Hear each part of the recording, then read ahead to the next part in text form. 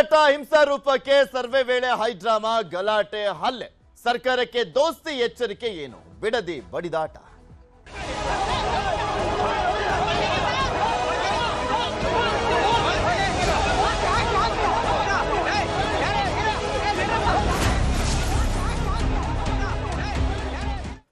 ಮಾಡೇ ಬಿಡೋಣ ಅದೇನಾಗುತ್ತೆ ನೋಡೇ ಬಿಡೋಣ ಅನ್ನುವಂತ ರೀತಿಯಲ್ಲಿ ಇದ್ದಂತೆ ಕಾಣಿಸ್ತಾ ಇದೆ ಸರ್ಕಾರದ ನಿಲುವು. ಅದಕ್ಕೆ ನಿನ್ನೆ ಆದಂತ ಘಟನೆ ಇದೆಯಲ್ಲ, ಪೊರಕೆ ತೋರಿಸಿದ್ದು ಕಲ್ಲು ಹೊಡೆದಿದ್ದೆಲ್ಲವೂ ಕೂಡ ಸರ್ಕಾರಕ್ಕೆ ಎಚ್ಚರಿಕೆಯ ಕರೆಗಂಟೆ ಆಗಿದೆ.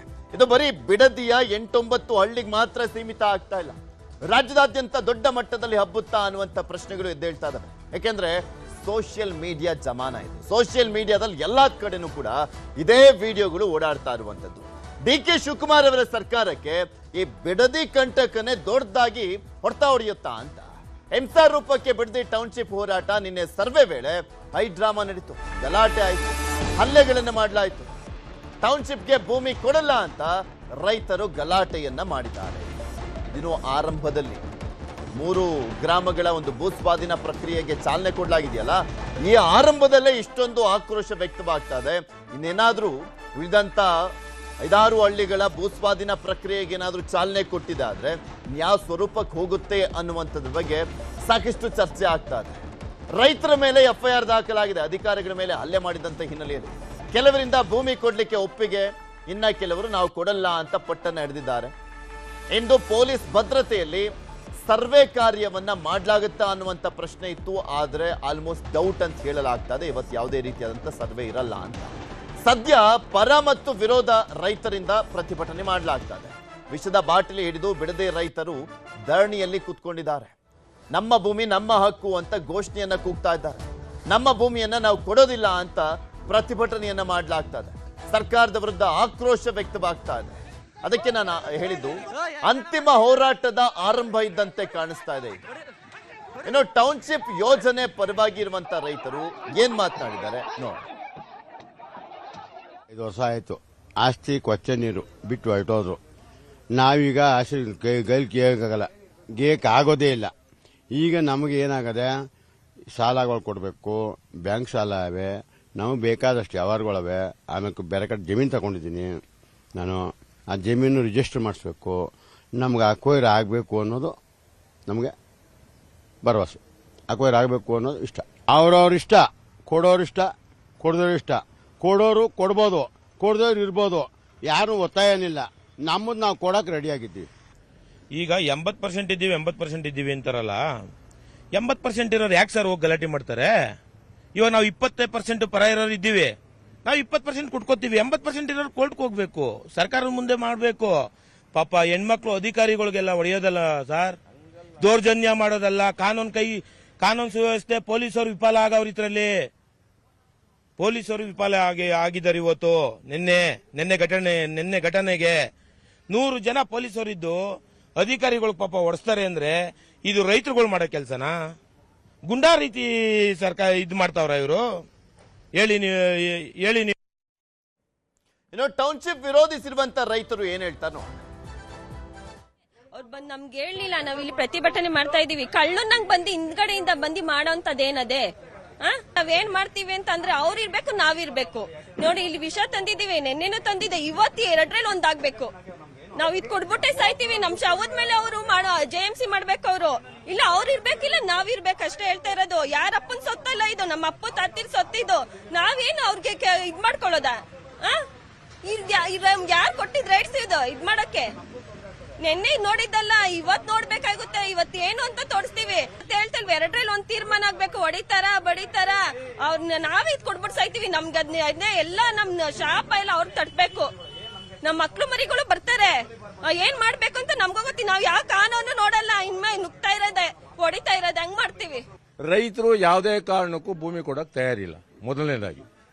ಎರಡನೇದಾಗಿ ರೈತರದ ಒಂದು ಗುರಿ ಏನಪ್ಪಾ ಅಂತ ಅಂದ್ರೆ, ನಾವು ಭೂಮಿ ಕೊಟ್ಬಿಟ್ಟು ಹೇಗೆ ಜೀವನ ಮಾಡೋದು, ನಮ್ಮ ಬದುಕು ಕಟ್ಕೊಳ್ಳೋದು, ನಮ್ಮ ಮಕ್ಕಳು ಮರಿ ಎಲ್ಲಿ ಹೋಗೋದು, ಆಮೇಲೆ ನಮಗೆ ಕಮ್ಯುನಿಕೇಶನ್. ಇವಾಗ ಬೇರೆ ಹಳ್ಳಿಗಳಿಗೆಲ್ಲ ನಾವು ಹೋದ್ರೆ, ನಾವು ಇಲ್ಲಿ 100 ವರ್ಷಗಳಿಂದ ನಮ್ಮ ತಾತ ಮುತ್ತಾತಂದ್ರದ್ದು ಬದುಕಿದಂತ ಜಾಗ ಇದು. ಅಲ್ಲಿ ಕಮ್ಯುನಿಕೇಶನ್ ನಾವ್ ಹೆಂಗ್ ಮಾಡೋದು? ಎಲ್ಲಾ ರೈತರುಗಳು ಕೂಡ ಒಂದೇ ನೋವು, ಈ ಊರು ಬಿಟ್ಬಿಟ್ಟು ನಾವೆಲ್ಲಿ ಹೋಗೋದು ಅನ್ನತಕ್ಕಂಥ ಒಂದು ಬಾಧೆ ಇವತ್ತು ರೈತರಿಗಿದೆ. ನಿನ್ನೆನೆ ಬಂದಾಗ ಪೊರಕೆ ಸೇವೆ ಮಾಡಿ ಕಳಿಸಿದ್ದಾರೆ. ರೈತರ ಕಟ್ಟೆ ಹೊಡೆದಿದೆ. ಆಕ್ಚುಲಿ ರೈತರ ಕಟ್ಟೆ ಹೊಡೆದಿದೆ. ಇನ್ನ ಯಾರು ತಾಳ್ಮೆಯಿಂದ ಇರಕ್ ಸಾಧ್ಯನೇ ಇಲ್ಲ. ಇವ್ರು ಹೆಂಗೆ ನೋಟಿಫಿಕೇಶನ್ ಮಾಡಿದ್ರು? ಕೊಡೋರಿಗೆ ಜೇಮ್ಸ್ ಸರ್ವೆ ಮಾಡಿಸ್ಕೋಬೇಕಲ್ವಾ? ಕೊಡದಿದ್ದವ್ರಿಗೆಲ್ಲ ನೋಟಿಫಿಕೇಶನ್ ಯಾಕೆ ಮಾಡಿದ್ದಾರೆ ಇವರು? ಪೇಪರ್ ಯಾಕೆ ಪಬ್ಲಿಷ್ಮೆಂಟ್ ಮಾಡಿದ್ರು? ಬಾಲಕೃಷ್ಣ ಅವ್ರು ಇಲ್ಲಿ ಯಾಕೆ ಬರ್ತಾ ಇಲ್ಲ? ಜಿಲ್ಲಾಧಿಕಾರಿಗಳು, ಮುಖ್ಯವಾಗಿ ಜಿಲ್ಲಾಧಿಕಾರಿಗಳು, ಒಂದು ಜಿಲ್ಲೆಗೆ ಮುಖ್ಯವಾದಂತ ವ್ಯಕ್ತಿ, ಮೊದಲ ವ್ಯಕ್ತಿ, ಆ ವ್ಯಕ್ತಿ ಜಿಲ್ಲಾಧಿಕಾರಿ ಯಾಕೆ ಬರ್ತಾ ಇಲ್ಲ ಇಲ್ಲಿ? ಅದನ್ನ ಪ್ರಶ್ನೆ ಮಾಡಬೇಕಾಗುತ್ತೆ. ಯಾಕೆ ಬರ್ತಾ ಇಲ್ಲ? ಏನ್ ಮಾಫಿಯಾ ಮಾಡ್ಕೊಂಡಿದಾರ ಭೂಮಿನ? ರೈತರ ಭೂಮಿಗಳು ಭೂಮಿನ ಮಾಫಿಯಾ ಮಾಡ್ಕೊಂಡಿದಾರ ಇವರು? 2000 ಎಕರೆ ಎಲ್ಲೋಯ್ತಾಗಾದ್ರೆ ಗೋಮಾಳದ್ದು ಲೆಕ್ಕನೇ ಸಿಗ್ತಾ ಇಲ್ಲ ಈಗ. ನಾವಂತೂ ನಮ್ಮ ಭೂಮಿಗಳನ್ನ ಉಳಿಸ್ಕೊಳಕ್ ಹೋರಾಟ. ಇನ್ನು ಬಿಡದಿ ಟೌನ್ಶಿಪ್ ವಿಚಾರವಾಗಿ ದೋಸ್ತಿ ನಾಯಕರು ಯಾರ್ಯಾರು ಏನೇನು ಮಾತನಾಡಿದ್ದಾರೆ ನೋಡೋಣ. ಏಕಾಏಕಿ ಸರ್ಕಾರದ ಅಧಿಕಾರಿಗಳು ಅಲ್ಲಿ ಸರ್ವೆ ಮಾಡಲಿಕ್ಕೆ ಬಂದಾಗ ಅಹಿತಕರ ಘಟನೆಗಳು ಏನು ನಡೆದಿರ್ತಕ್ಕಂಥದ್ದಕ್ಕೆ ಇವತ್ತು ಸರ್ಕಾರದ ಚಿಂತಾವಣೆಯೇ ಏನಿದೆ. ನಮ್ಮ ರೈತ ಬಂಧುಗಳಿಗೆ, ನನ್ನ ತಾಯಂದರಿಗೆ, ರೈತ ಜೀವನವನ್ನು ನಿರ್ವಹಿಸ್ತಕ್ಕಂಥ ತಾಯಂದರಿಗೆ ಮನವಿ ಮಾಡ್ತಕ್ಕಂಥದ್ದು, ಯಾವುದೇ ಕಾರಣಕ್ಕೂ ಯಾವುದೇ ಕೆಟ್ಟ ಘಟನೆಗಳಿಗೆ ಅವಕಾಶ ಕೊಡದೆ ಇವತ್ತು ಶಾಂತಿಯುತವಂತ ನಿಮ್ಮ ಹೋರಾಟ ಏನಿದೆ ಅದನ್ನು ಮುಂದುವರಿಸಿ, ಕಾನೂನಿನ ವ್ಯಾಪ್ತಿಯಲ್ಲಿ ನಿಮ್ಮ ಹೋರಾಟದಲ್ಲಿ ಯಾವುದೇ ರೀತಿಯ ಸರ್ಕಾರದ ದೌರ್ಜನ್ಯ ದುರ್ಬಳಕೆಗೆ, ನಿಮ್ಮ ಶಾಂತಿಯುತ ಹೋರಾಟಕ್ಕೆ ಯಾವುದೇ ರೀತಿಯ ವಿರೋಧ ಆಗಬಹುದು ಅಂತಕ್ಕಂಥ ನಾನು ಹೇಳಲಿಕ್ಕೆ ಬಯಸ್ತೀನಿ. ರೈತರ ಭಾವನೆಗಳ ಜೊತೆ ಚಲ್ಲಾಟ ಆಡದಿರಾ ಅವರ ಎದೆ ಮೇಲೆ ಮರಣ ಶಾಸನವನ್ನು ಬರೀತಕ್ಕಂಥ ಪ್ರಯತ್ನ ಮಾಡ್ತಾ ಇರ್ತಕ್ಕಂಥ ಈ ರಾಜ್ಯ ಸರ್ಕಾರ. ರೈತರು 90% ಜನ ಇದಕ್ಕೆ ಒಪ್ಪಿಗೆ ಸೂಚಿಸಿಲ್ಲ. ಇದು ಭಾಳ ಸ್ಪಷ್ಟ, ಅಲ್ಲಿರ್ತಕ್ಕಂಥ ನೈಜ ಸತ್ಯಾಂಶ ಇದು. ಆದರೆ ಇವೆಲ್ಲವನ್ನು ಗಾಳಿಗೆ ತೋರಿ ಅಲ್ಲಿ ರಿಯಲ್ ಎಸ್ಟೇಟು ದಂಧೆ ಮಾಡ್ತಕ್ಕಂಥದ್ದಕ್ಕೆ, ಅಲ್ಲಿಂದ ಒಂದು 35-40 ಸಾವಿರ ಹಣ ಉತ್ಪಾದನೆ ಮಾಡ್ತಕ್ಕಂಥದ್ದಕ್ಕೆ ಮುಖ್ಯಮಂತ್ರಿಗಳಾಗಿ ಕೂತಿರ್ತಕ್ಕಂಥವರು ನಡ್ಕೊಳ್ತಾ ಇರ್ತಕ್ಕಂಥ ಒಂದು ರೀತಿ ಏನಿದೆ ಇದು ಅತ್ಯಂತ ಖಂಡನೀಯ. ರೈತರ ಬಗ್ಗೆ ಕಾಳಜಿ ಇರ್ದೇನೆ ರಿಯಲ್ ಎಸ್ಟೇಟ್ ಬಗ್ಗೆ ಕಾಳಜಿನ ತೋರ್ತಾ ಇರ್ತಕ್ಕಂಥ ರಾಜ್ಯದ ಮುಖ್ಯಮಂತ್ರಿಗಳು ಡಿ.ಕೆ. ಶಿವಕುಮಾರ್ ಅವರು ಏನಿದ್ದಾರೆ, ಇವರ ಧೋರಣೆಯ ಪರಿಣಾಮವಾಗಿ ಇವತ್ತು ಅಧಿಕಾರಿಗಳು ರೈತರ ಬಿಸಿಯನ್ನ ಎದುರಿಸಬೇಕಾಗಿದೆ, ರೈತರ ಸಿಟ್ಟನ್ನು ಎದುರಿಸಬೇಕಾಗಿದೆ. ರಾಜ್ಯದ ಮುಖ್ಯಮಂತ್ರಿಗಳಿಗೆ ರೈತರ ಹಿತಾಸಕ್ತಿನ ಬದಿಗಿಟ್ಟು ರಿಯಲ್ ಎಸ್ಟೇಟ್ ಇಂದ ಹೋಗ್ತಾ ಇರುವಂತ ಪರಿಣಾಮವಾಗಿ ಇವತ್ತು ರೈತರು ಬೀದಿಗಿಳಿದು ಹೋರಾಟ ಮಾಡುವಂತ ಸನ್ನಿವೇಶ ಬಿಡದಿನಲ್ಲಿ ಇವತ್ತು ನಿರ್ಮಾಣ ಆಗಿದೆ. ಇಲ್ಲಾದರೂ ನೋಡ್ಬೋದು ಖಾಲಿ ಜಮೀನು, ನೀ ಅಲ್ಲಿ ಒಂದು ಅಂಗ್ಲನೂ ಖಾಲಿ ಜಮೀನು ಎಲ್ಲೂ ಇಲ್ಲ. ಅಲ್ಲಿ ಅಷ್ಟು ಫಲವತ್ತಾಗಿದೆ, ಅಷ್ಟು ಗ್ರೀನರಿ ಇರೋವಂಥದ್ದು. ನೀವು ಅದನ್ನು ಅಕ್ವೈರ್ ಮಾಡಿ ನೀವು ರಿಯಲ್ ಎಸ್ಟೇಟ್ ಮಾರಾಟ ಮಾಡೋಕೆ ಹೊರಟ್ರೆ ಇನ್ನೇನು ಹೇಳ್ತಾರೆ? ರೈತರ ನೀವು ರೈತನ ಕನ್ವಿನ್ಸ್ ಮಾಡಬೇಕಾಯ್ತು, ಅದನ್ನು ಮಾಡಿಲ್ಲ. ರೈತರನ್ನ ಕೊಂಡ್ಕೊಳಕ್ಕೆ ಹೋಗ್ತಾ ಇದ್ದೀರಾ. ನಾನು ಕೂಡ ಇನ್ನೊಂದು ಬಾರಿ ಬಿಡದಿಗೆ ಹೋಗ್ತಾ ಇದ್ದೀನಿ, ಅಲ್ಲಿ ದೊಡ್ಡ ಹೋರಾಟವನ್ನು ಇದೆಲ್ಲದ್ರ ಬಗ್ಗೆ ಮಾತನಾಡ್ತಾ ಹೋಗೋಣ. ನಮ್ಮ ಜೊತೆ ಇಬ್ಬರು ಅತಿಥಿಗಳು ಜಾಯ್ನ್ ಆಗಿದ್ದಾರೆ. ನಟರಾಜ್ ಗೌಡ್ರು ಕಾಂಗ್ರೆಸ್ನ ವಕ್ತಾರರು, ಹಾಗೆ ನರಸಿಂಹಮೂರ್ತಿ ಅವರು JDSನ ವಕ್ತಾರರು. ಇಬ್ಬರಿಗೂ ಕೂಡ ಕಾರ್ಯಕ್ರಮಕ್ಕೆ ಸ್ವಾಗತ. ನಟರಾಜ್ ಗೌಡ್ರಿಂದ ಆರಂಭ ಮಾಡ್ತೀನಿ. ನಟರಾಜ್ ಗೌಡ್ರೆ, ನಿನ್ನೆ ಆಕ್ರೋಶ ನೋಡ್ತಾ ಇದ್ದಾರೆ. ಪೊರಕೆ ಸೇವೆ, ಕಲ್ಲು ತೂರಾಟ, ಆ ಒಂದು ಗಾಡಿ ಜಖಂ ಮಾಡಿದ್ದು, ಇದೆಲ್ಲವೂ ಅಧಿಕಾರಿಗಳಿಗೆ ಮಾತ್ರ ಎಚ್ಚರಿಕೆ ಅಲ್ಲ, ಸರ್ಕಾರಕ್ಕೆ ಎಚ್ಚರಿಕೆ ಕೊಟ್ಟಂತಿದೆ. ಇಷ್ಟೊಂದು ರಂಪಾಟ ರಾಮಾಯಣ ಆಗ್ತಾ ಇದೆ, ಒಬ್ರು ಹೋಗ್ತಾ ಇಲ್ವಲ್ಲ, ಮುಂಚೆನೆ ಆಲಿಸ್ತಾ ಇಲ್ವಲ್ಲ ಅವರ ಸಮಸ್ಯೆಗಳನ್ನ? ಈಗ ಪೃಥ್ವಿ ನಿನ್ನೆ ಏನ್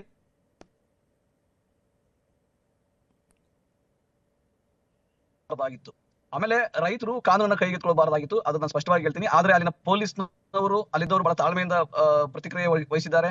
ಅಲ್ಲಿನ ಅಧಿಕಾರಿಗಳು ಯಾರು ಹೋಗಿದ್ರು ಬಹಳ ತಾಳ್ಮೆಯಿಂದ ಪ್ರತಿಕ್ರಿಯೆ ವಹಿಸಿದ್ದಾರೆ. ಅವರೇ ಏಟ್ ತಿಂದು, ಅಧಿಕಾರಿಗಳು ಮತ್ತೆ ಪೊಲೀಸರು ಏಟ್ ತಿಂದು ಅಲ್ಲಿಂದ ನಿರ್ಗಮಿಸಿದ್ದಾರೆ. ಇದಾಗಿರ್ತಕ್ಕಂಥ ಪ್ರಕ್ರಿಯೆ.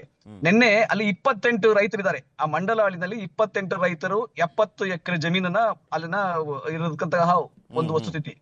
28 ರೈತರಲ್ಲಿ 21 ರೈತರು, ರಿಪೀಟ್ 27 ರೈತರಲ್ಲಿ 27ರಲ್ಲಿ 21 ಜನ ರೈತರು ನಾವು ಜಮೀನನ್ನ ಕೊಡ್ತೀವಿ, ಬಂದು ನಮ್ಮ ಮೆಜರ್ಮೆಂಟ್ ಮಾಡಿ ಅಂತ ಹೇಳಿ ಒಪ್ಪಿಗೆಯನ್ನ ಕೊಟ್ಟಿದ್ದಾರೆ. ಆ 21 ರೈತರ ಜಮೀನನ್ನ ಒಪ್ಪಿಗೆ ಕೊಟ್ಟಿರ್ತಕ್ಕಂಥ ರೈತರನ್ನ ಅಳತೆ ಮಾಡ್ಲಿಕ್ಕೆ, ಸ್ವಾಧೀನ ಮಾಡ್ಕೊಳ್ಳಿಕ್ಕೆ, ತಡಿಲಿಕ್ಕೆ ಯಾರಿಗೂ ಅಧಿಕಾರ ಇಲ್ಲ. ಆ 6 ರೈತರು ಅಲ್ಲಿ ಯಾರು ಪ್ರಚೋದನೆಗೊಳಗಾಗಿದ್ದಾರೆ ಅದೆಲ್ಲ ನಮ್ಗೆ ಗೊತ್ತಿದೆ. ಯಾರು ರಾಜಕೀಯ ಪ್ರವೇಶ ಮಾಡಿದ್ದಾರೆ, ಯಾವ ಕುಮಾರಸ್ವಾಮಿ ಅವರು ಮಾತಾಡ್ತಾ ಇದ್ದಾರೆ, ಯಾವ ಬಿಜೆಪಿ ನಾಯಕರು ಮಾತಾಡ್ತಾ ಇದ್ದಾರೆ, ಅವ್ರು ಯಾವ ರೀತಿಯ ಚಿತಾವಣೆಯಿಂದ ಆ ರೈತರು ಆ ರೀತಿಯ ಏನು ಪ್ರಕ್ರಿಯೆಗಳಿಗೆ ಅಡ್ಡಪಡಿಸಿದ್ದಾರೆ. ಒಂದು ಅಲ್ಲಿ ಬಿಡದಿನಲ್ಲಿ ನೋಡಿ, ಸುಮಾರು 7481 ಎಕರೆನಲ್ಲಿ ಸುಮಾರು 10,000 ರೈತ ಕುಟುಂಬಗಳಲ್ಲಿ ಕೇವಲ 663 ಕುಟುಂಬಗಳು ಮಾತ್ರ, 663 ರೈತರು ಮಾತ್ರ ನಾವು ಜಮೀನನ್ನ ಕೊಡೋದಿಲ್ಲ ಅಂತ ಹೇಳಿರ್ತಕ್ಕಂಥದ್ದು. ಕೇವಲ 663. ನಿಮ್ಮ ಅಂಕಿಅಂಶನ ಅಂದಾಜಲ್ಲಿ ಹೇಳ್ತಾ ಇದ್ದೀರಾ ಅಥವಾ ಅಲ್ಲಿ ಯಾರೋ ರೈತರು ಹೇಳಿದ್ದು ಹೇಳ್ತಾ ಇದ್ದೀರಾ? ಈ ಅಂಕಿಅಂಶ ವಿತ್ ಅಂಕಿಅಂಶ ಇದೆಯಾ, ವಿತ್ ರೆಕಾರ್ಡ್ಸ್ ಇದೆಯಾ, ಸರ್ವೆ ನಂಬರ್ಸ್ ಇದೆಯಾ ಸರ್? ಸರ್ಕಾರದ ಬಳಿ ಸರ್ವೆ ನಂಬರ್ ಇದೆ, 80% ಇದೆ. ಗ್ರಾಮ ಪಂಚಾಯತಿ ಮುಂದೆ ಹಾಕೊಳ್ಳಿ. ಹಾಗಾದ್ರೆ ಇವರೆಲ್ಲ ಕೊಡ್ಲಿಕ್ಕೆ ರೆಡಿ ಇದ್ದಾರೆ. Survey number with name clear ಆಗಿ ಹೋಗ್ಬಿಡುತ್ತೆ. ಕರೆಕ್ಟ್. ನೀವು ಯಾವ very very very nice, very well suggestion Prithvi. ಯಾವ್ಯಾವ ರೈತರು ಕೇಳ್ತಾರೆ ಅವ್ರಿಗೆಲ್ಲ ಮಾಹಿತಿ ಕೊಟ್ಟಿದೆ. ಸುಮಾರು 89% ರೈತರು ಅನುಮತಿ ನಮಗೆ ಒಪ್ಪಿಗೆಯನ್ನು ಸೂಚಿಸಿದ್ದಾರೆ. 89% ರೈತರು ಒಪ್ಪಿಗೆ ಸೂಚಿಸಿದ ಮೇಲೆ 100% ಇದು ಅಕ್ವೈರ್ ಆಗುತ್ತೆ. ಇದು ಎಲ್ಲರಿಗೂ ರೈತರಿಗೆ ಮಾಹಿತಿ. ಅದನ್ನ ತಪ್ಪು ಮಾಹಿತಿಯನ್ನ ಕುಮಾರಸ್ವಾಮಿ ಮತ್ತೆ ಬಿಜೆಪಿ ನಾಯಕರು ಕೊಡಬಾರದು. ಕೇಂದ್ರದಲ್ಲಿ ಒಂದೇ ವಿಚಾರ ನಟರಾಜ್ ಗೌಡ್ರೆ, ಒಂದು ಆರಂಭದಲ್ಲೇ ಹೇಳ್ಬಿಡ್ತೀನಿ, ಇದು ಕುಮಾರಸ್ವಾಮಿ ವರ್ಸಸ್ DK ಶಿವಕುಮಾರ್ ಅವರ ಸಮರ ಆಗಬಾರ್ದು. ರೈತರಿಗೆ ನಮಗೊಂದು ಕ್ಲಾರಿಟಿ ಸಿಗ್ಬೇಕಷ್ಟೇ. JDS ಬಿಜೆಪಿನೋ ಮತ್ತೊಂದು ಮಗದೊಂದು ಅದೆಲ್ಲ ಆಗ್ಬೇಕಾಗಿರೋದು ರೈತರ ವಿಚಾರ. ಹೌದಾ, ನಾನು ಅದನ್ನ ಹೇಳಕ್ ಬಂದೆ. ರೈತರ ವಿಚಾರ ಇದು. 20 ವರ್ಷದಿಂದ ಯಾವ ರೈತರು ಕಂಗಾಲಾಗಿದ್ರು, ಕಣ್ಣೀರ್ ಹಾಕಿದ್ರು, ಯಾರು ತೊಂದರೆಗೊಳಗಾಗಿದ್ರು, ಜಮೀನನ್ನು ಇಟ್ಕೊಂಡು ಕೂಡ ತಮ್ಮ ಅನುಕೂಲಕ್ಕೆ ಬರ್ದಲೆ ಒದ್ದಾಡಿದ್ರು, ಮನೆ ಕಟ್ಟಕ್ಕಾಗ್ದಲೆ, ಮಕ್ಳು ಮದುವೆ ಮಾಡಕ್ಕಾಗದೆ ಒದ್ದಾಡಿದ್ರು ಅಂತ ರೈತರಿಗೆ ಇವತ್ತು ಅತ್ಯಂತ ಹೆಚ್ಚಿನ ಕಾಂಪನ್ಸೇಷನ್ ಕೊಡೋ ಮುಖಾಂತರ ರೈತರ ಪರವಾಗಿ ನಿಂತಿರ್ತಕ್ಕಂಥದ್ದು ಕಾಂಗ್ರೆಸ್ ಸರ್ಕಾರ. ಅದಕ್ಕೆ ವಿರೋಧ ಮಾಡ್ತಾ ಇರ್ತಕ್ಕಂಥದ್ದು ಬಿಜೆಪಿ ಮತ್ತೆ JDS. ನಮ್ಗೆ ಆಶ್ಚರ್ಯ ಇರ್ತಕ್ಕಂಥದ್ದು ಏನಂದ್ರೆ ಅಲ್ಲಿ 89% ರೈತರು ಅನುಮತಿ ಕೊಟ್ಟಿದ್ರು ಕೂಡ ಈಗ ಅದಕ್ಕೆ ಇವರು ಕಾನೂನು ಪರಿಜ್ಞಾನ ಇದೆ, ಕುಮಾರಸ್ವಾಮಿ ಅವರಿಗೆ ಕಾನೂನು ಪರಿಜ್ಞಾನ ಇದೆ. ಸಿಂಪಲ್ ಆಗಿ ಹೇಳ್ತೀನಿ, ನರಸಿಂಹಮೂರ್ತಿ ಅವ್ರನ್ನ ಮಾತಾಡ್ಸ್ಲಿಕ್ಕೂ ಮುಂಚೆ ನಟರಾಜ್ ಗೌಡ್ರೆ, ನಿಮ್ಮ ಮನೇಲಿ 4 ಜನ ಅಣ್ತಮ್ಗಳಿದ್ದೀರಾ. ನಿನ್ನೆ ಗಲಾಟೆ ಆಗಿದ್ದಕ್ಕೆ ಏನ್ ಕಾರಣ ಅಂತ ಹೇಳ್ತಾ ಇದೀನಿ. 4 ಜನ ಅಣ್ತಮ್ಗಳಿದ್ದೀರಾ. ಇಬ್ರು ಓಕೆ ಅಂದು ಇನ್ನಿಬ್ರು ಓಕೆ ಅಂದಿಲ್ಲ ಅನ್ಕೊಳ್ಳಿ. ಒಂದೇ ಮನೇಲಿ ಇದ್ದಾಗ ಯಾರೋ ಒಬ್ಬ ಅಂದ್ರೆ ಇಬ್ರು ಓಕೆ ಅಂದಿದ್ದಕ್ಕೆ JCB ತನ್ನ ಮನೆ ಓಡ್ಸಕ್ ಹೋದ್ರೆ ಬಿಡ್ತಾರಾ? ನೀವು ಬಿಡ್ತೀರಾ? ಈಗ ನಾನು ಒಂದ್ ಹೇಳ್ತೀನಿ ನೋಡಿ, ನಾನ್ ನಿಮ್ಗೆ ಹೇಳ್ದೆ 89% ರೈತರು ಕೊಟ್ಟಿದ್ದಾರೆ. ನಿನ್ನೆ ಆಗಿದ್ದ ಘಟನೆಗೆ ಏನ್ ಕಾರಣ ಅನ್ನುವಂಥದ್ದು ಹೇಳ್ತಾ ಇದೀನಿ. ಯಾಕೆಂದ್ರೆ 4 ಜನ ಅಣ್ತಮ್ಮದ್ರಲ್ಲಿ 1-3 ಜನ ಒಪ್ಕೊಂಡು ಒಬ್ಬ ಕೊಟ್ಟಿಲ್ಲ ಅಂದ್ರು ಯಾರು ಹೊಣೆ? ಅವ್ರು ಕೊಡ್ಲಿಕ್ಕೆ ರೆಡಿ ಇಲ್ಲ ಅಂದ್ರೆ ಅದು ಆ ಪ್ರಕಾರ ಕೇಳಿ ಅದು ಈ ಪ್ರಕರಣ ಆ ರೀತಿ ಇಲ್ಲ. ಈಗ ನೀವು 80% ರೈತರ ಅನುಮತಿ ಇದ್ರೆ ಭೂ ಸ್ವಾಧೀನ ಮಾಡಿಕೊಳ್ಳಬಹುದು. ನಂಬರ್ 1. ನಿಮ್ಮ ಕಾಂಗ್ರೆಸ್ ಸರ್ಕಾರ ಮನಮೋಹನ್ ಸಿಂಗ್ ಅವರ ನೇತೃತ್ವದಲ್ಲಿ ಸರ್ಕಾರ ಇದ್ದಾಗ 2013ರಲ್ಲಿ ಬಂದಿದೆ. ಕರೆಕ್ಟ್, ತಿದ್ದುಪಡಿ ಬಂದಿತ್ತು. ಆಮೇಲೆ ಇವರು ಬಿಜೆಪಿ ಸರ್ಕಾರ ಬಂದಾಗ 2014ರಲ್ಲಿ ರೈತರ ಅನುಮತಿ ಪಡೆದಲೇನೆ ಅಕ್ವೈರ್ ಮಾಡ್ಕೋಬಹುದು ಅಂತ ಬಂದಿತ್ತು. ನಾವು ರಾಹುಲ್ ಗಾಂಧಿ ಹೋರಾಟ ಮಾಡಿ ಅದು ತಡೆದ್ರು. ನಾನೇನ್ ಹೇಳ್ತಾ ಇದ್ದೀನಿ, ರೈತರ ಅನುಮತಿ ಇಲ್ಲದೆ ನಾವು ಆ ಊರ್ಗ್ ಹೋಗ್ತಾ ಇಲ್ಲ. 27 ರೈತರಲ್ಲಿ 21 ರೈತರ ಅನುಮತಿ ಇದೆ, ಅವ್ರಿಗೆ ಆಹ್ವಾನ ಮಾಡಿದ್ದಾರೆ, ಹೋಗ್ತಾ ಇದ್ದೀವಿ. ಇನ್ನು 6 ರೈತರು ತಮ್ಗೆ ಇಷ್ಟ ಇಲ್ಲ ಅಂತ ಹೇಳಿ ಅವ್ರ ಜಮೀನಿಗೆ ಬಂದಾಗ ಮಾತಾಡ್ಬೋದು, ಚರ್ಚೆ ಮಾಡ್ಬೋದು. ಅದ್ ಬಿಟ್ಬಿಟ್ಟು ಇನ್ನು 21 ರೈತರ ಅಭಿವೃದ್ಧಿಗೆ ಯೋಜನೆಗೆ ಅಡ್ಡಿ ಹಾಕೋ ಅಧಿಕಾರವನ್ನ ಯಾರಿಗೂ ಕೊಟ್ಟಿಲ್ಲ. ಕಾನೂನನ್ನು ಕೈಗೆತ್ಕೋಬಾರ್ದು. ಆ ರೀತಿ ನಾವು ಕಾನೂನು ಪ್ರಕಾರವಾಗಿ ನಡ್ಕೊಂತಾ ಇದ್ದಾರೆ ನಮ್ಮ ಅಧಿಕಾರಿಗಳು, ಪೊಲೀಸ್ ಇಲಾಖೆ ಅಥವಾ ನಮ್ಮ ಸರ್ಕಾರ. 89% ರೈತರ ಅನುಮತಿ ಕೊಟ್ಟಿದ ಮೇಲೆ ಆ ಯೋಜನೆ ಆಗೇ ಆಗುತ್ತೆ. 518 ಎಕರೆನಲ್ಲಿ 580 ರೈತರು ಇದ್ದಾರೆ. ಅದರೊಳಗೆ ಆಲ್ರೆಡಿ ಸುಮಾರು 510 ರೈತರು ಒಪ್ಪಿಗೆಯನ್ನ ಕೊಟ್ಟಿದ್ದಾರೆ. 510 ರೈತರು ಒಪ್ಪಿಗೆ ಕೊಟ್ಟಿರ್ಬೇಕಾದ್ರೆ ಇನ್ನು ಕೇವಲ 12% ರೈತರು ಒಪ್ಪಿಗೆ ಕೊಟ್ಟಿಲ್ಲ ಅಂತ ಹೇಳಿ ನಾವು ಯೋಜನೆಯನ್ನ ನಿಲ್ಲಿಸ್ಲಿಕ್ಕೆ ಸಾಧ್ಯ ಆಗಲ್ಲ. ಅವ್ರಿಗೆ ಮನವರಿಕೆ ಮಾಡ್ಕೊಡ್ಬೇಕು, ಅವ್ರಿಗೆ ಕಾಂಪನ್ಸೇಷನ್ ಕೊಡ್ಬೇಕು, ಅದೆಲ್ಲ ಸರಿ ಇದೆ. ಅದನ್ನ ನಾವು ಚರ್ಚೆ ಮಾಡೋಣ. ಹಂಗಂತ ಹೇಳಿ ನೀವು ಸ್ಟಾಪ್ ಮಾಡ್ಬಿಡಿ, ನೀವು ಬರ್ಲೇಬೇಡಿ, ನೀವು ನಮ್ಗೆ ಬರವಣಿಗೆಯಲ್ಲಿ ಕೊಟ್ಬಿಡಿ, ಅವೆಲ್ಲ ಎಲ್ಲರೂ ಆಗುತ್ತಾ? ಇಡೀ ದೇಶದಲ್ಲಿ ಎಲ್ಲರೂ ಆಗಿದೆಯಾ? ಬರವಣಿಗೆ ಬಗ್ಗೆ ಮಾತಾಡ್ತೀನಿ. ನಮ್ ಜೊತೆ ನರಸಿಂಹಮೂರ್ತಿ ಅವರು ಕೂಡ ಇದ್ದಾರೆ. ನರಸಿಂಹಮೂರ್ತಿ ಅವರೇ ಕೇಳಿಸ್ಕೊಂಡ್ರಿ ಅಂತ ಕಾಣಿಸುತ್ತೆ ನಟರಾಜ್ ಗೌಡ್ರ ಹೇಳಿಕೆಯನ್ನ. 89% ರೈತರು ರೆಡಿ ಇದಾರಪ್ಪ, ಒಂದು 10ರಿಂದ 12% ಮಾತ್ರ ರೆಡಿ ಇಲ್ಲ. ಇದು ಯಾವ ಅಂಕಿಅಂಶ ಗೊತ್ತಿಲ್ಲ. ಅವತ್ತಿಂದ ಕೇಳ್ತಾ ಇದೀವಿ. ಈ ಹೋರಾಟ ಶುರುವಾದಾಗ್ಲಿಂದಲೂ ಕೂಡ ಸರ್ಕಾರ ಅಂಕಿಅಂಶ ಬಿಡುಗಡೆ ಮಾಡಿಬಿಟ್ಟು ಒಂದು ನೇಮ್ ಹಾಕಿ ಯಾವ ಸರ್ವೆ ನಂಬರ್ ಈ ರೈತ ಓಕೆನಾ ಇಲ್ವಾ ಅನ್ನುವಂಥದ್ದು ಬಿಡುಗಡೆ ಮಾಡಿ ಅಂದ್ರೆ ಮಾತನಾಡ್ತಾ ಇಲ್ಲ. ಆದ್ರೆ ಅಂಕಿಅಂಶ ಹೇಳ್ತಾ ಇದ್ದಾರೆ ಬಾಯಿ ಮಾತಲ್ಲಿ. ಸರ್, ನಟರಾಜ್ ಗೌಡ್ರನ್ನ ನಾನು ವಿದ್ಯಾವಂತರು ಅನ್ಕೊಂಡಿದ್ದೆ ಇಲ್ಲಿವರೆಗೂ. ಯಾರೋ ಬರ್ಕೊಟ್ಟಿದ್ರು ಓದ್ಬಿಟ್ಟು ಅಲ್ಲಿ ಇಡೀ ಯೋಜನೆ ಬಂದು ಸಮಗ್ರ ಯೋಜನೆ ಬಂದು 9,600 ಎಕರೆ, 514 ಎಕರೆ ಹೇಳ್ತಾವ್ರ ಅವರು. ಬರೀ 514 ಎಕರೆ. ಈಗ 3 ಗ್ರಾಮದ ಹೇಳ್ತಾ ಇದಾರೆ. ಅಧಿಸೂಚನೆ ಹೇಳ್ತಾ ಇದಾರೆ ಅವರು. ಸಮಗ್ರ ಯೋಜನೆ ಬಂದು 9,600 ಎಕರೆ. ಇವ್ರು ಬರೀ 550 ಎಕರೆನೋ. ಅಲ್ಲ ನರಸಿಂಹಮೂರ್ತಿ ಅವರೇ, ಈಗ ಭೂಸ್ವಾಧೀನಕ್ಕೆ ಅಧಿಸೂಚನೆ ಆಗಿದೆಯಲ್ಲ ಅದನ್ನ ಹೇಳ್ತಾ ಇದಾರೆ ಅವರು. ಆಯ್ತು ಸರ್, ರೈತರ ವಿರೋಧದ ನಡುವೆ ಇವರು ಯಾವ್ದೋ ಒಂದು 3 ಗ್ರಾಮದಲ್ಲಿ 12 ಮನೆ, 15 ಮನೆ, 20 ಮನೆ ಇರ್ತವೆ. ಆ ಮನೆಗಳು ಇವ್ರು ಲೆಕ್ಕಕ್ಕೆ ತಗೊಂಡು ಆ ಊರಲ್ಲಿ ನಮ್ಗೆ 89% ಕೊಟ್ಟಿದ್ದಾರೆ ಅಂದ್ರೆ ಮಿಕ್ಕಿದವ್ರು ಕೊಡದೇ ಇರೋರಿಗೆ ಜಿಲ್ಲಾಧಿಕಾರಿಗಳು ಇವ್ರು ಮುಖ್ಯಮಂತ್ರಿಗಳಿಂದ ಒಂದು ಪತ್ರ ಕೊಡ್ಸ್ಬಿಟ್ಟು ಮಿಕ್ಕಿದವ್ರು ನೀವು ಇಷ್ಟ ಇಲ್ಲ ಅಂತ ನಾವು ಕೊಡಲ್ಲ ಅಂತ ಅನ್ಬಿಟ್ಟು 4,500 ಜನ ವಕಾಲತ್ ಸೈನ್ ಹಾಕಿದ್ದಾರೆ. ಅದು ಅಂಕಿಅಂಶ ಗೊತ್ತಾ ಇವ್ರಿಗೆ? ಯಾರೋ ಬರ್ಕೊಟ್ರಂತ ಮಾಧ್ಯಮಗಳಲ್ಲಿ ಮಾತಾಡೋದಲ್ಲ.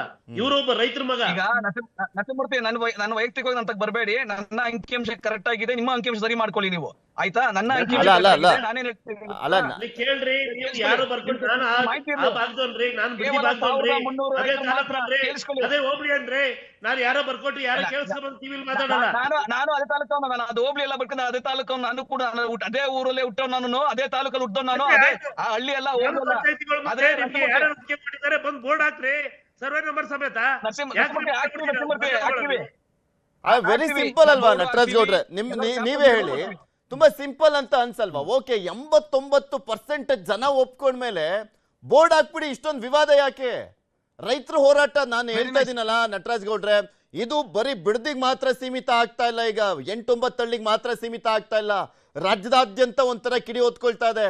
ಸೋಷಿಯಲ್ ಮೀಡಿಯಾ ಜಮಾನ, ಎಲ್ಲಾರ ಮೊಬೈಲ್ ಅಲ್ಲೂ ಇದೇ ವಿಡಿಯೋ ಹರಿದಾಡ್ತಾ ಇದೆ. ಈಗ ಪೃಥ್ವಿ ಒಂದ್ ಮಾತು ಹೇಳ್ತೀನಿ ಕೇಳಿ, ನಾನು ನಿಮ್ಗೆ ಹೇಳ್ತಾ ಇರ್ತಕ್ಕಂಥ ಅಂಕಿಅಂಶದಲ್ಲಿ ಏನಾದ್ರು ತಪ್ಪಿದ್ರೆ ನೀವು ನನ್ನ ಚರ್ಚೆ ಮಾಡೋಣಂತೆ. ಈಗ 10,000 ಕುಟುಂಬಗಳು, ಇವರೇ ಕರೆಕ್ಟ್, ನಮ್ಗೆ 7,481 ಎಕರೆ ಅಲ್ಲಿಂದ ಅಕ್ವೈರ್ ಮಾಡ್ಕೋಬೇಕಾಗಿರ್ತಕ್ಕಂಥದ್ದು. 10,000 ಕುಟುಂಬಗಳಲ್ಲಿ 1,300 ಜನ ಮಾತ್ರ ಅರ್ಜಿ ಹಾಕಿರ್ತಕ್ಕಂಥದ್ದು.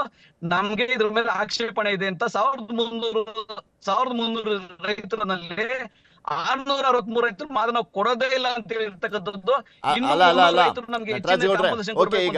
ರೈತರು ಈಗ 1,300 600 ಜನನೇ ಅಂತಾನೆ ಅನ್ಕೊಳ್ಳಿ.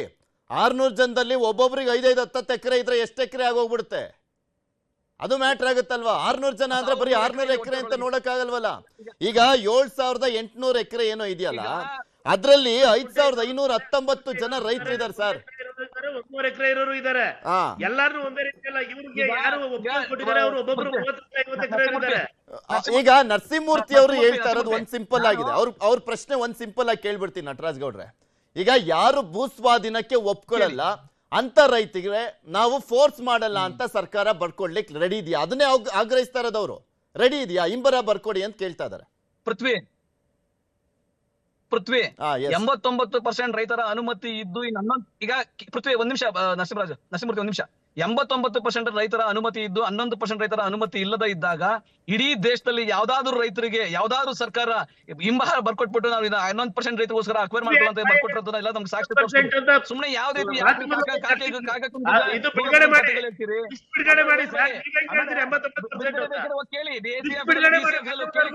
ಡಾಕ್ಯುಮೆಂಟ್ಸ್ ಕೊಡ್ತಾರೆ. ಬರೀ ಕೇವಲ 150 ರೈತರು ಪ್ರೊಟೆಸ್ಟ್ ಮಾಡ್ತಾರೆ. ಒಂದು ಗ್ರಾಮ ಸಭೆ ಮಾಡಿಲ್ಲ, ಜಿಲ್ಲಾಧಿಕಾರಿಗಳು ಒಂದೇ ಒಂದು ಗ್ರಾಮ ಸಭೆ ಮಾಡಿಲ್ಲ.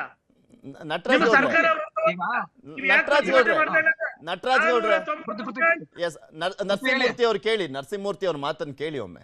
ಒಂದು ಗ್ರಾಮ ಸಭೆ ಆಗಿಲ್ಲ ಸರ್. ಶಾಸಕ ಆದವನು ಅಲ್ಲಿ ಹೋಗಿಲ್ಲ ಸರ್. ಅವತ್ತಿಂದ ಅವರು ಕೃಷಿ ಬಿಟ್ಟು, ಮಕ್ಕಳನ್ನ ಬಿಟ್ಟು, ಮಳೆ ಅಂದ್ರೆ, ಚಳಿ ಅಂದ್ರೆ, ಬಿಸಿಲು ಅಂದ್ರೆ ಅಲ್ಲಿ ಕೂತಿದ್ದಾರೆ ಪ್ರತಿಭಟನೆಯಲ್ಲಿ. ಒಬ್ಬ MLA ಹೋಗಿಲ್ಲ, ಆ ಜಿಲ್ಲಾಧಿಕಾರಿ ಹೋಗಿಲ್ಲ, ಗ್ರಾಮ ಸಭೆಗಳು ಮಾಡಿಲ್ಲ, ಇವರು ಡಿಸ್ಟ್ರಿಕ್ಟ್ ಮಿನಿಸ್ಟರ್ ಹೋಗಿಲ್ಲ, ಮುಖ್ಯಮಂತ್ರಿಗಳು ಅದೇ ಜಿಲ್ಲೆಯವರು.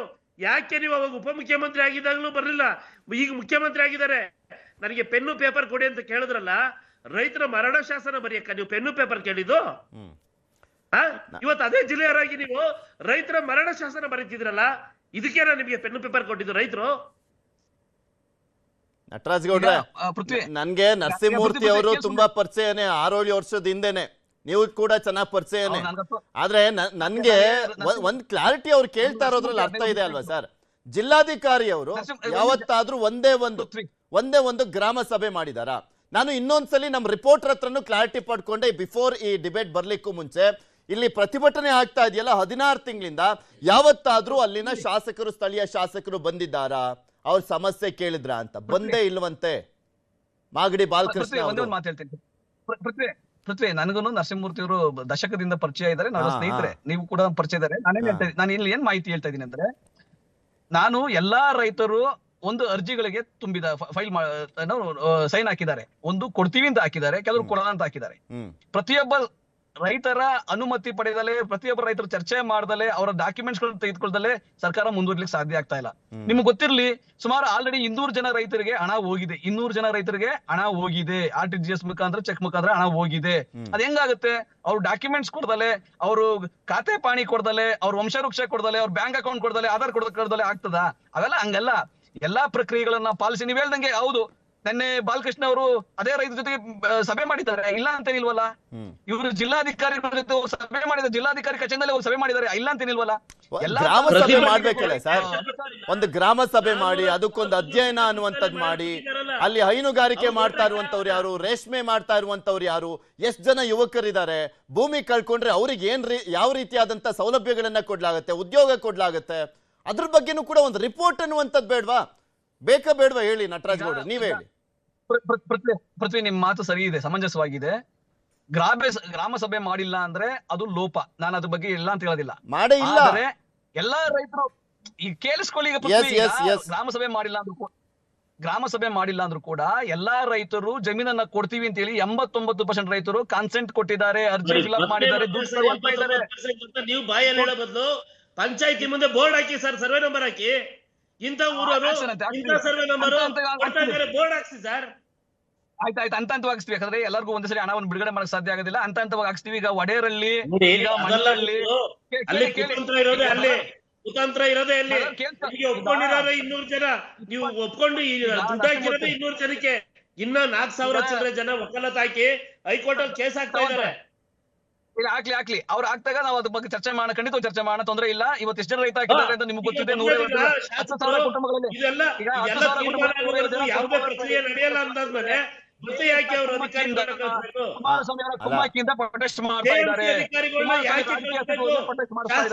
ಮಾತ್ಕೊಟ್ಟಿದ್ದು ರೈತರಿಗೆ ಮಾತ್ಕೊಡೋದು ಅಂತಾರ, ನಡ್ಕೊಳ್ಳೋದು ಅಂತಾರ ರೈತರು. ನಟರಾಜ್ ಗೌಡ್ರೆ, ನಾನು ನರಸಿಂಹಮೂರ್ತಿ ಅವ್ರ ಆಕ್ರೋಶ ಇದೆ, ರೈತರ ಪರವಾಗಿ ಮಾತನಾಡ್ತಾ ಇದಾರೋ, ಅವ್ರ ಜಮೀನು ಅಂತನೋ ನೀವೇನಾದ್ರೂ ಅನ್ಕೊಳ್ಳಿ, ಓಕೆ. ಅಲ್ಲಿ 5,519 ರೈತರ ಜಮೀನಿರೋದು, 2,400 ಎಕರೆಗೆ 5,519 ಜನ ರೈತರ ಪರ್ಟಿಕ್ಯುಲರ್ಲಿ ನನಗೆ ಗೊತ್ತಿದೆ ಆ ನಂಬರ್, ಅದಕ್ಕೆ ಹೇಳ್ತಾ ಇದ್ದೀನಿ. ನೀವು 5,519 ಜನ ರೈತರ ಹೆಸರು ಹಾಕೋದಕ್ಕೆ ಏನ್ ಪ್ರಾಬ್ಲಮ್? ವೆರಿ ಸಿಂಪಲ್ ಅಲ್ವಾ? ನಾನು ಆಕ್ಚುಲಿ ನಟರಾಜ್ ಗೌಡ್ರೆ ಇದೇ ಮಾತನ್ನ ಈ ಹಿಂದೆ ಹತ್ತತ್ರ ಒಂದು 15 ದಿನದ ಹಿಂದೆನೂ ಡಿಬೇಟ್ ಮಾಡಿದಾಗ ಇದೇ ಪ್ರಶ್ನೆ ಕೇಳಿದೀವಿ. ಅವತ್ತು ಹಾಕ್ತಿ ನೋಡ್ತಾ ಇರಿ, ಸ್ಟಿಲ್ ಅದೇ ಮಾತುಗಳೇ ಬರ್ತಾ ಇದೆ. ಪೃಥ್ವಿ, ಈಗ ನಾವೇನ್ ಗೊತ್ತಾ, ಅಂತಿಮ ಸೂಚನೆ ಹೊಡೆದಿರ್ತಕ್ಕಂತಹ 3 ಹಳ್ಳಿಗಳದ್ದು ಇವತ್ತು ನಾವು ಮಾಹಿತಿ ಮಾತಾಡ್ತಾ ಇದೀವಿ. ನೀವ್ ಹೇಳ್ದಂಗೆ ಮಿಕ್ಕಿದ ಹಳ್ಳಿಗಳದ್ದು ಕೂಡ ಯಾವಾಗ ನೋಟಿಫಿಕೇಶನ್, ಫೈನಲ್ ನೋಟಿಫಿಕೇಶನ್ ಆಗ್ತದೆ ಅವತ್ತು ಮಾಹಿತಿಯನ್ನ ಕೊಡಬೇಕು.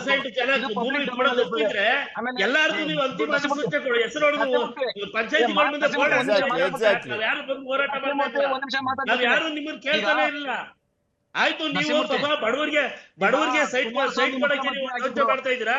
ಒಂದು ನಿಮಿಷ, ಇಬ್ಬರನ್ನು ಮಾತನಾಡ್ತೀನಿ. ನಮ್ಮ ಜೊತೆ ಎಚ್ ಸಿ ಬಾಲಕೃಷ್ಣ ಅವರು, ಮಾಗಡಿಯ ಶಾಸಕರು, ದೂರವಾಣಿ ಸಂಪರ್ಕದಲ್ಲಿದ್ದಾರೆ. ನಮಸ್ಕಾರ ಸರ್.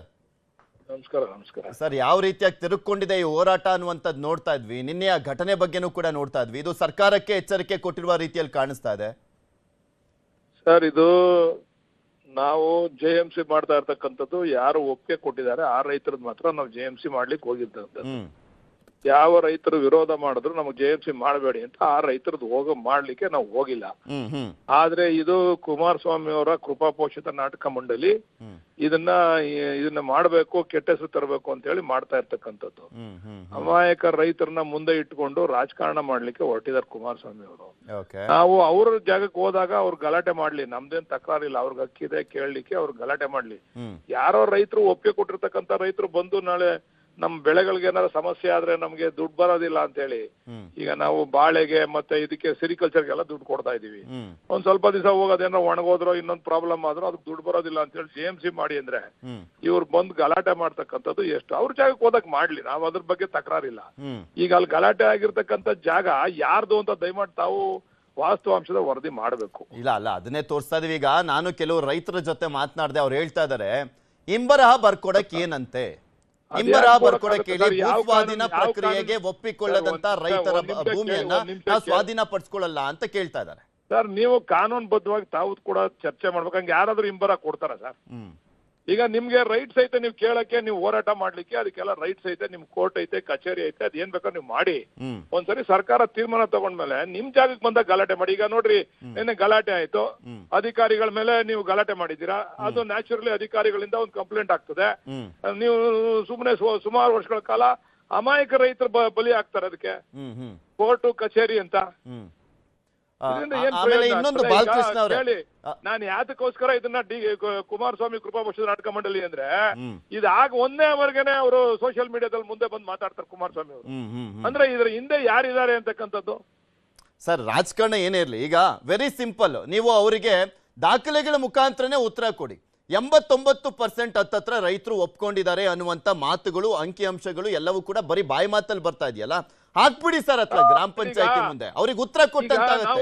ಪೇಪರ್ ಮುಖಾಂತರ, ದಾಖಲೆ ಮುಖಾಂತರನೇ ಉತ್ತರ ಕೊಟ್ಟಂತಾಗತ್ತೆ. ಸರ್ ಲೆಟ್ರೆ ಕೊಡ್ತೀವಿ ನಾವು ನಿಮ್ಗೆ ಕೊಡ್ತೀವಿ ಮೀಡಿಯಾದವ್ರಿಗೆ ಯಾರು ಒಪ್ಕೊಂಡವ್ರೆ ಅಂತ. ಆಮೇಲೆ ಕೆಂಪನಪಾಳ್ಯ ಅಂತಕ್ಕಂಥ ವಿಲೇಜ್ ಅಲ್ಲಿ ಹೆಚ್ಚು ಕಡಿಮೆ 90% ಮುಗ್ದೇ ಹೋಯ್ತು JMC. ಅವರೆಲ್ಲ ದುಡ್ಡು ತಗೊಂಡ್ರು, ಮರ ಇದಕ್ಕೆಲ್ಲ ತಗೊಂಡವ್ರೆ. ಇನ್ನೊಂದು ವಡೇರಳ್ಳಿ ಅಂತಕ್ಕಂಥ ವಿಲೇಜ್ ಅಲ್ಲೂ ಹೆಚ್ಚು ಕಡಿಮೆ ಮುಗ್ದೋಗಿದೆ. ಇದು ಒಂದೇ ಊರಲ್ಲಿ, ಇದು ಸಣ್ಣ ವಿಲೇಜ್, ಇದು ದೊಡ್ಡದಲ್ಲ ಇದು. ಅಲ್ಲ, ಈಗ 5519 ಜನ ರೈತರ ಪೈಕಿ ಹತ್ತತ್ರ 5000 ಜನ ಒಪ್ಕೊಂಡಿದ್ದಾರೆ ಅನ್ನಂಗೆ.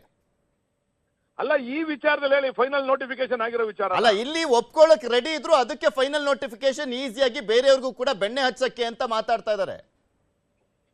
ಏನೋ ಅವ್ರ ಅಭಿಪ್ರಾಯ ಹೇಳ್ಕೊಳ್ಳಿ, ಅದ್ರ ಬಗ್ಗೆ ನಮ್ ತಕರಾರಿಲ್ಲ. ಸೊ ಉಳಿದ ಭೂಸ್ವಾಧೀನ ಪ್ರಕ್ರಿಯೆಯಲ್ಲಿ ಹಿಂಗೆ ಇದೆ, ಅಲ್ಲಿನ ಊರಿನವ್ರು ಎಲ್ಲರೂ ಕೂಡ ಒಪ್ಕೊಂಡಿದ್ದಾರೆ. ಹೌದು, ನಾವು ನೋಡಿ ಮುಂದಿನ ದಿವಸಗಳಲ್ಲಿ ನೋಡಿ, ಅದನ್ನ ಕಾದ್ ನೋಡಿ ದಯಮಾಡಿ, ತಮಗೂ ಕೂಡ ಮಾಹಿತಿ ಕೊಡ್ತೀವಿ ನಾವು. ಬಾಲಕೃಷ್ಣ ಅವರೇ, ದಾಖಲೆಗಳ ಮುಖಾಂತರನೇ ಉತ್ತರ ಕೊಟ್ರೆ ಒಳ್ಳೇದು ಅಂತ ಕಾಣಿಸುತ್ತೆ. 89% ಜನ ರೈತರು ಒಪ್ಕೊಂಡಿದ್ದಾರೆ. ಮಾತಾಡ್ತಾವ್ರೆ ಸರ್, ಅವ್ರು ಯಾರು ಮಾತಾಡ್ತಾವ್ರೆ, ಅವ್ರು ಯಾರು ನಾವು ರಿಜೆಕ್ಟ್ ಮಾಡಿದೀವಿ ಅನ್ನೋದ್ರ ಬಗ್ಗೆ ಅವ್ರು ಉತ್ತರ ಕೊಡ್ಬೇಕಲ್ಲ ದಾಖಲೆ ಮುಖಾಂತರ. ಇಷ್ಟು ಜನದಲ್ಲಿ ನಾವ್ ಇಷ್ಟು ಜನ ರಿಜೆಕ್ಟ್ ಮಾಡಿದೀವಿ. ಯಾಕೆಂದ್ರೆ ಯಾಕೆ ಹೇಳ್ತಾ ಇದೀನಿ ಅಂದ್ರೆ ಸರ್, ಬರೀ ಬಿಡದಿಗ್ ಮಾತ್ರ ಸೀಮಿತ ಆಗ್ತಾ ಇಲ್ಲ ಈ ಹೋರಾಟ, ಮಾಗಡಿಗೆ ಮಾತ್ರ ಸೀಮಿತ ಆಗ್ತಾ ಇಲ್ಲ. ಸೋಷಿಯಲ್ ಮೀಡಿಯಾ ಜಮಾನದಲ್ಲಿ ಇಡೀ ರಾಜ್ಯದಾದ್ಯಂತ ಚರ್ಚೆ ಆಗ್ತಾ ಇದೆ. ಇರ್ಲಿ ಸರ್, ಇವೆಲ್ಲ ಚರ್ಚೆ ಆಗ್ತವೆ, ಎಲ್ಲ ಕಡೆ ರೈತರ ಹೋರಾಟದಲ್ಲಿ ಚರ್ಚೆ ಆಗ್ತವೆ ಸರ್. ನೋಡೋಣ ಸರ್ ಎಲ್ಲಿಗೆ ಹೋಗಿ ತಲುಪುತ್ತೆ ಅಂತ. ಧನ್ಯವಾದ ಸರ್ ನ್ಯೂಸ್ 18 ಜೊತೆ ಮಾತನಾಡಿದ್ದಕ್ಕೆ. ನಟರಾಜ್ ಗೌಡ್ರೆ ಹಾಗೆ ನರಸಿಂಹಮೂರ್ತಿ ಅವರೇ, ಧನ್ಯವಾದ ನಿಮಗೂ ಕೂಡ ಇಷ್ಟೊಂದು ಜಾಯ್ನ್ ಆಗಿ ಅಭಿಪ್ರಾಯವನ್ನು ವ್ಯಕ್ತಪಡಿಸಿದ್ದಕ್ಕೆ. ಇದಾಗಿತ್ತು ಇವತ್ತಿನ ಮಾತುಕತೆ. ನೋಡ್ತಾರೆ ನ್ಯೂಸ್ 18, ಜಾಲ ನಮ್ಮದು, ಬಲ ನಿಮ್ಮದು.